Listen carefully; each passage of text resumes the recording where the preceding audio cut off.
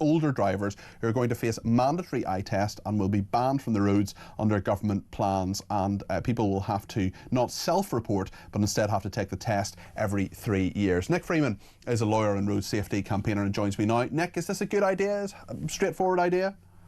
It's a good idea, Peter. Yeah, I think it could be better if there were other tests operated at the same time. The eye test, all the motorist is actually required to do is read a number plate from 20 metres.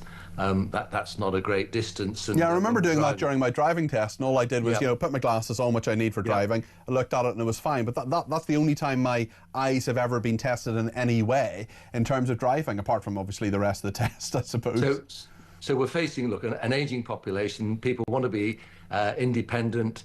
There's been an increase since 2010 of 47% fatal and serious injury accidents. Obviously, there's been an expanding group of older people. What I would like to see, I'd like to see the test every 2 years and not every 3.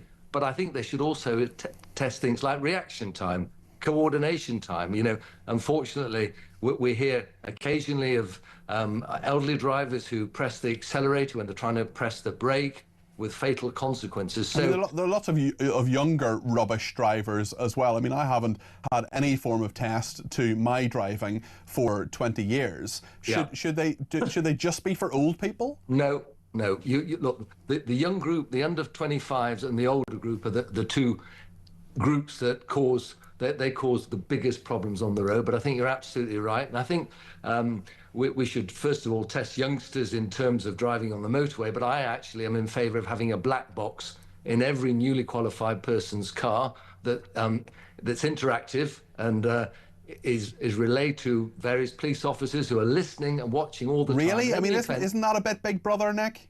It is definitely Big Brother, 100%. But I think for the first 2 or 3 years while people learn to drive, bearing in mind, if you look at the statistics, the number of serious accidents, the drink driving, the deaths that are caused by this group, that they're very irresponsible as a whole. And I think if we can do something which basically will reduce their insurance premiums, make our roads safer, yes, it is Big Brother, but if it puts them on the right track of driving sensibly in a law-abiding matter, does anyone seriously care that there is this element of Big Brother involved? Well, I do care, because I think if it just did all the things you said, and if it made people safer on the roads, that would be fine. But the fact is, it would be used for other things as well. It'd be used to trace where we went, who we went with, who was in the car. There'd be just too much information that the authorities would have on us. So I think that would be the problem. It wouldn't be the original intention. It's never the original intention, things like digital ID. It's never the original intention to say, right, well, we've got to make sure that people can do jobs correctly. It's about the unintended consequences of it. Can I ask you about something else, Nick, which is the possible reduction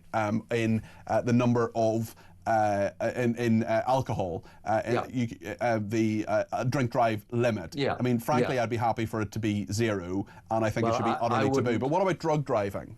Well, first of all, it's a welcome reduction. I think the government will reduce it. I think they've been talking about it for a while, and it will be reduced to, I think, 50. That's what they've been talking about for some time. At the current level, we've got the highest level of any European country. And the chances of having an accident increase 4-fold.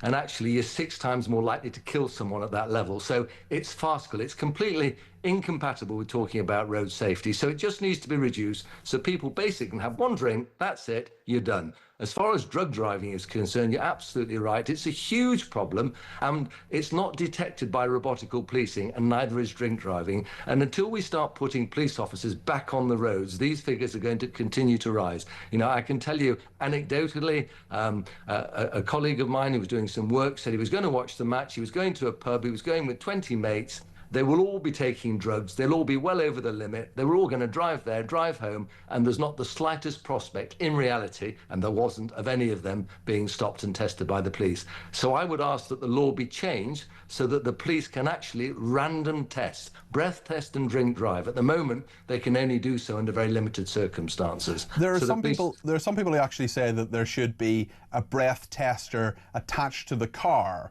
where you actually breathe into it. I mean, I wonder if that's practical in any way. Also, with drugs, they can be in your system and not come up and all the rest of it, or they've been in your system for a long time and still be in your system. I just wonder, in the absence of bobbies on the beat, because let's face it, that's not going to happen anytime soon. It should, it absolutely should, but it's not going to. Not with this government, not with this government it won't, but I think future governments will change, because you need people to observe driving. We don't want to become, as we are now, obsessed with road safety and speed. That's one aspect, isn't it, of bad driving. We need officers to actually measure, you're in the wrong lane, et cetera, and we don't have that. So hopefully we will get them back on the roads again.